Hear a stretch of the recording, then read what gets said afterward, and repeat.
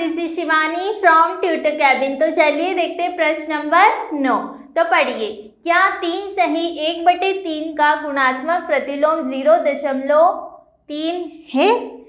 यदि है तो क्यों है, और यदि नहीं है तो क्यों नहीं है। साथ में हमें रीज़न भी बताना है। इतनी बात समझ में, ठीक है। हमें 3 सही 1/3 का गुणात्मक प्रतिलोम दिया हुआ है, ठीक है। लेकिन हमें ये यहाँ पे क्या लिखा है, क्या मतलब हमें चेक करना है इसे, हमें चेक करना है इसे कि क्या ये 0.3 है, ठीक है। तो चलिए देखते हैं। अब मुझे बताइए कि गुणात्मक प्रतिलोम होता क्या है। हमने पिछले जो प्रश्न करे उसमें भी हमने गुणात्मक प्रतिलोम ही देखे, ठीक है। इसमें भी हमें गुणात्मक प्रतिलोम ही करना है। तो चलिए देखते हैं। देखो, जैसे यदि a होता है मेरे पास, है ना, तो उसका गुणात्मक प्रतिलोम क्या हो जाएगा, 1/a, 1/a हो जाएगा, उल्टा हो जाएगा। यदि a के नीचे कुछ नहीं तो मतलब क्या है, 1 है, क्या है, 1। तो इसका गुणात्मक प्रतिलोम करेंगे, व्युत्क्रम करेंगे तो क्या हो जाएगा, 1/a, ठीक है। देखिए, जैसे a है मेरे पास, ठीक है, a है मेरे पास। यदि मैं उसका गुणात्मक प्रतिलोम करूंगी, इसका प्रतिलोम करूंगी तो क्या आ जाएगा, 1/a, 1/a आ जाएगा, ठीक है। तो यहाँ पे चिन्ह काय का है, गुणा का, तो ये ऊपर नीचे है तो आपस में कट जाएंगे, तो बचा क्या, 1, बचा क्या, 1। तो गुणात्मक प्रतिलोम क्या होता है, 1 होता है, ठीक है। तो हमें आंसर में भी 1 ही लाना है। यदि 1 होगा तो वो गुणात्मक प्रतिलोम होगा, यदि वो 1 नहीं होगा तो वो गुणात्मक प्रतिलोम नहीं होगा। इतनी बात समझ में, ठीक है। तो जैसे यहाँ पे क्या है, गुणात्मक प्रतिलोम है क्या, 0.3, ठीक है। ये हमें चेक करना है। गुणा किसका प्रतिलोम करना है, 3 सही 1/3 का, है ना।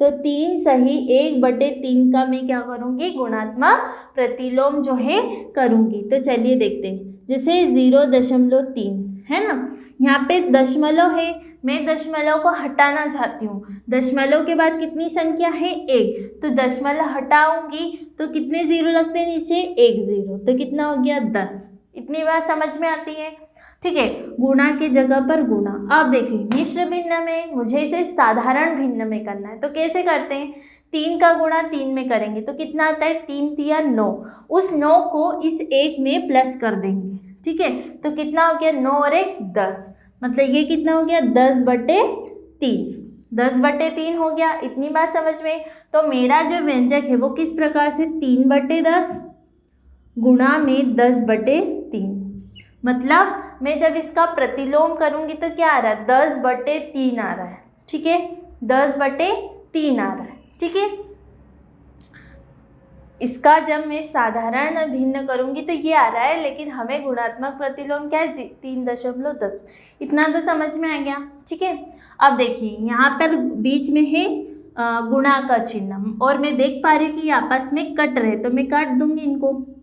तो ये कितना हो गया, 1 1 बच रहा है इधर, तो 1 का गुणा 1 में करेंगे तो 1 आएगा, और 1 का गुणा 1 में करेंगे तो भी 1 ही आएगा, ठीक है। तो इस प्रकार से हमारा आंसर क्या आ जाएगा, 1। तो क्या ये 1 के बराबर है, हाँ है, आ गया ना 1 के बराबर।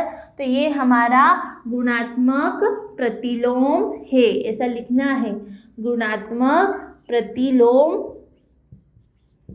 है,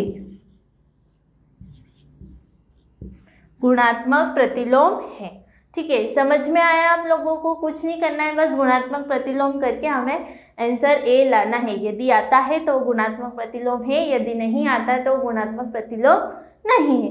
इतनी बात समझ में आ गई, ठीक है। तो ये था हमारा प्रश्न नंबर 9। तो मिलते हैं प्रश्न नंबर 10 में।